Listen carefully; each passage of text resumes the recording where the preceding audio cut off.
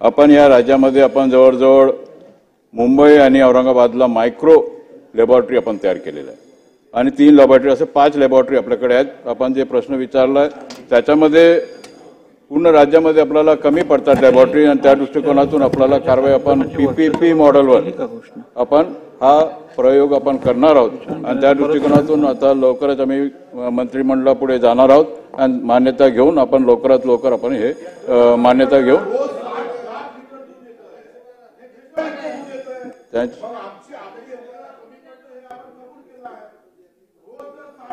दूध जर लोकांच्या खिशात जात असेल कारवाई सुरू तर याचे परिणाम काय अध्यक्ष महोदय? किती काय हॉस्पिटल बांधा, काही फायदा होणार नाही। तुम्ही यावर अधिक जास्त कुमक कशी लावते हा फार गंभीर विषय आहे।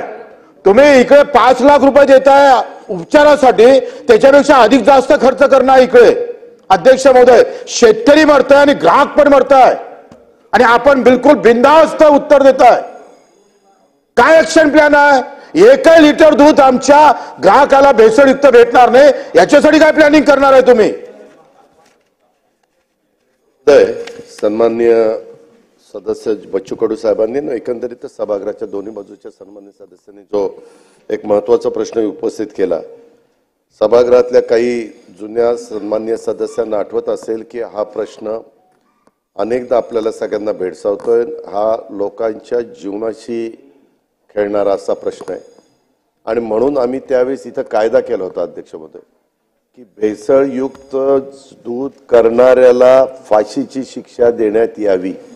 हा कायदा करून आपण दिल्लीला पाठवला होता, परंतु दुर्दैवाने दिल्लीला राष्ट्रपती महोदयांची त्याला सही लागते, ती सही काही तिथं झाली नाही। ते म्हणले की एवढा मोठा म्हणजे ह्या कृतीला किंवा ह्या गोष्टीला एवढी मोठी शिक्षा ही देता येणं शक्य नाही। परंतु सन्माननीय बच्चू कडू साहेबांनी 60 लाख लिटर नाही, भेसळ होते ही मान्य करतो, भेसळ होते त्यामध्ये इतक्या मोठ्या प्रमाणावर नाही, परंतु भेसळ अजिबात होता कामा नये ह्याच मताचं सरकार आहे।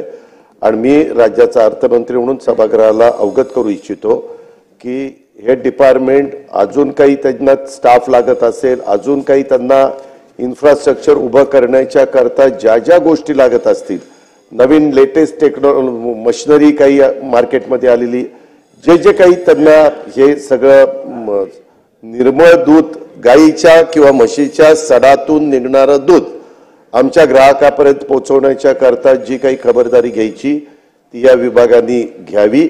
त्याकरता पूर्णपणे आर्थिक मदत अर्थ विभागाकडून केली जाईल आणि या करता मंत्री महोदयांना पण मी सूचना करीन की वाटल्यास माझ्या स्तरावर एक बैठक लावा, आपण एकत्र बैठक घेऊ आणि याच्यातनं काय काय त्रुटी राहतायत त्या कशा दुरुस्त करता येतील। कारण अध्यक्ष महोदय थोडासा वेळ मी जास्त घेतो, परंतु झोपडपट्टीमध्ये पण मोठ्या प्रमाणात जर उदाहरणार्थ गोकुळ दूध नंबर 1 ने विकायला लागलं, अमूल दूध नंबर 1 ने विकायला लागलं की ते अमूल आणि गोकुळचेच पिशव्या तिथं तयार करतात आणि त्याच्यातच पाणी घालतात, इंजेक्शन देतात आणि ते दुधा म्हणून त्या ठिकाणी असलेही प्रकार त्या ठिकाणी चालतात।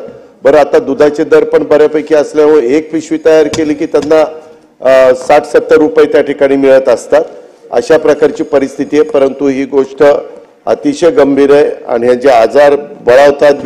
बच्चू कडू साहेब आपण म्हणताय त्या बहुतांशी मताशी सरकार सहमत आहे, परंतु त्याच्यातनं कडक मधले कडक भूमिका घेण्याची सरकारची निश्चितपणे तयारी आहे।